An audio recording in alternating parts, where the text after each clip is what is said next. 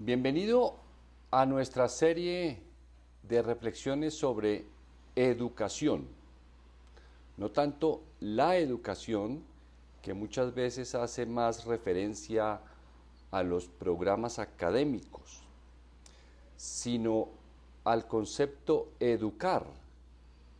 Más adelante veremos, cuando estemos en algunas reflexiones sobre Roma, por ejemplo, veremos su origen del término, pero remitámonos, como lo he planteado en la anterior reflexión y en la introducción, al comienzo de la historia desde la revolución de la agricultura, en la que he propuesto que una educación debía haber para enseñar a las generaciones jóvenes los oficios y las habilidades que servían para la supervivencia.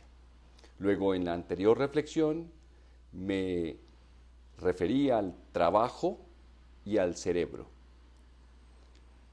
Y planteé que un gran obstáculo desde el comienzo de nuestra historia fue la aparición espontánea, lo cual es muy sospechoso, de la esclavitud. De esa manera, el trabajador y el trabajo pasan al último renglón de la sociedad, al más bajo, al menos digno. Digan lo que digan los de arriba. El trabajador lo sumieron dentro de las actividades menos respetables. Volveremos a este punto. Hoy quiero referirme a otro gran obstáculo de la educación. Como dije en la anterior, voy a insistir mucho en esos obstáculos que desvían la educación y le recortaron, en mi concepto, grandemente la altura, la elevación humana que pudo haber alcanzado esta maravillosa función social. Nuevamente debo remitirme al cerebro. Es el órgano que comandó la evolución hacia el Homo sapiens y es el autor del Homo sapiens. Somos nuestro cerebro. Muy bien. Me referí entonces a una inclinación. Todos tenemos inclinaciones naturales que nos vienen, nacemos con ellas. Luego, en la sociedad, en el medio ambiente, por la misma educación, se desarrollan esas inclinaciones. Pensemos en la música. Una persona nace con esa inclinación, la hereda de familia, de músicos, y si tiene la suerte de nacer en un medio que nutra, cultive esa inclinación natural, desarrollará alguna profesión, algún oficio especializado alrededor de ese bello idioma universal que es la música. Pero no me voy a referir a una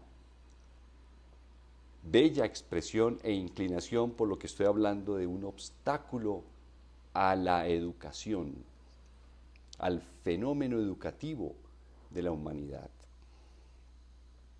Una inclinación también tiene la característica de dar satisfacción cuando se está ejerciendo. En ese sentido, la persona que tiene la inclinación cada vez desea estar más involucrado en las actividades en las cuales puede ejercer esa inclinación.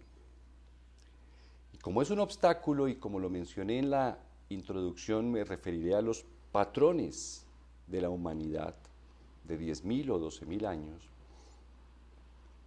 El patrón o la inclinación a la que me quiero referir es el poder.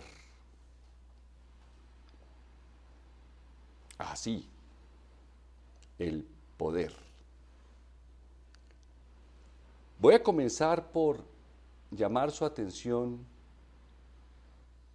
recordándole que muchas veces en su vida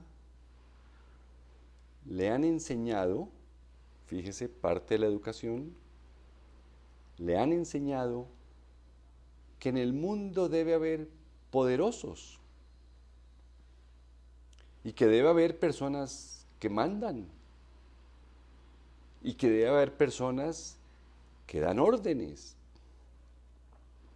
Esa es una lección que muy seguramente usted ha aprendió muy niño, muy joven, y se la recuerdan con frecuencia y es posible que usted la repita y le diga a otras personas y entonces de esa manera se vuelve incuestionable. Es decir, no podemos dudar que los poderosos se necesitan, nos enseñan.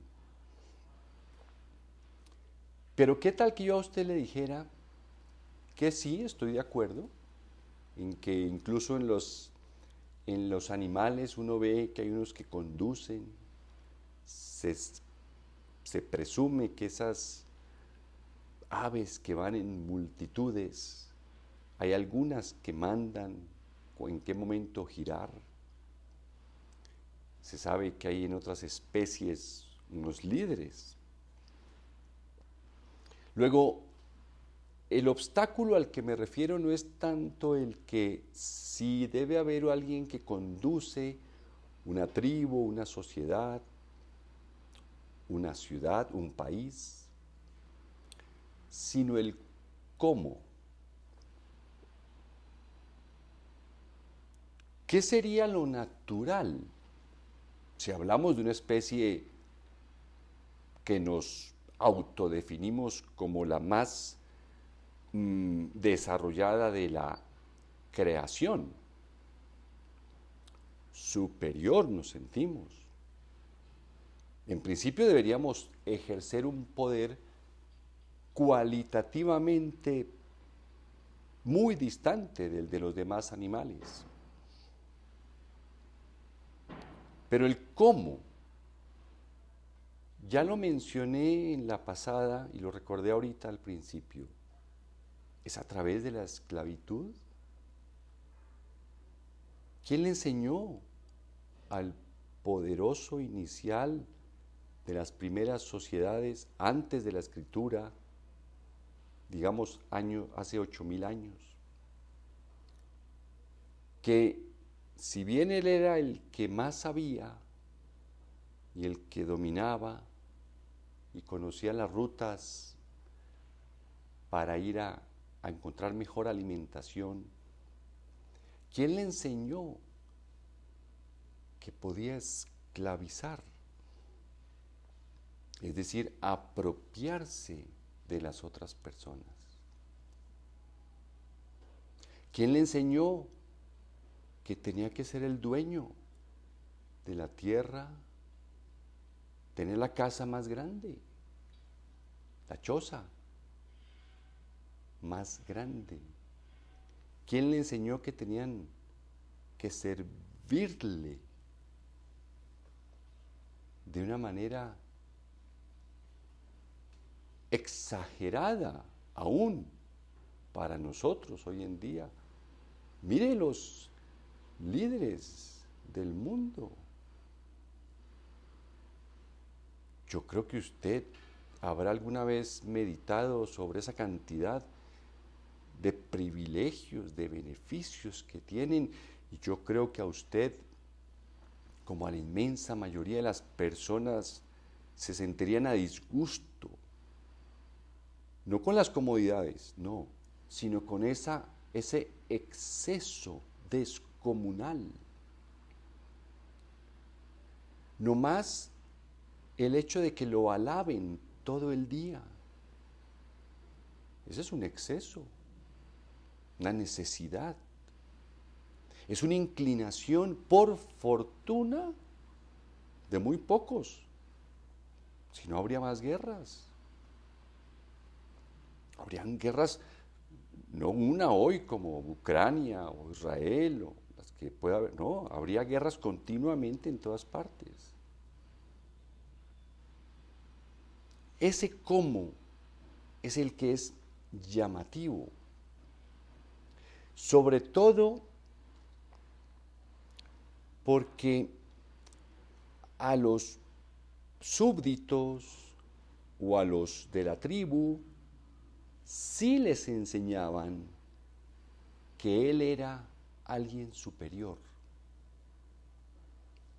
y que por lo tanto debían servirle y entregarle todo. Fíjese esa educación tan rara. Estoy convencido que usted, si esta reflexión sintoniza con algunas ideas importantísimas que usted ha cultivado a lo largo de su vida, se preguntará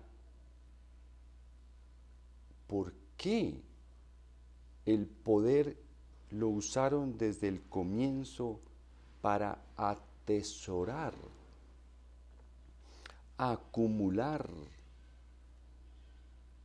educar a los jóvenes para que con las armas de cada momento de la historia se fueran a quitarle la tierra al vecino y traérsela al poderoso.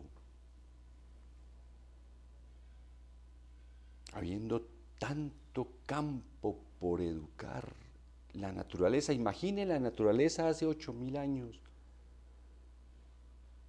debía ser algo encantador, encantador, para haber desarrollado una educación en torno a esa belleza que había. Pero no, en cuanta región del mundo que apareció esa inclinación, esos hombres, primeramente hombres, ahí nace gran parte del machismo,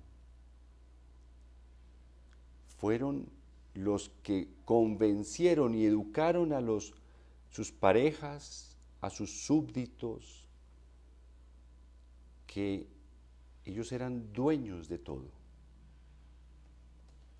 Podían eliminar a quien quisieran, asesinar a quien quisieran. Fíjense, hoy lo vemos, estos días que hemos presenciado esa furia de Nicolás Maduro, sabiendo que está mintiendo. Y así los hemos visto en el pasado, y en el más pasado, y en el antepasado. Esa conducta es continua. Apelan a la mentira con una facilidad. Empezando por la primera, que ellos son los dueños de la verdad.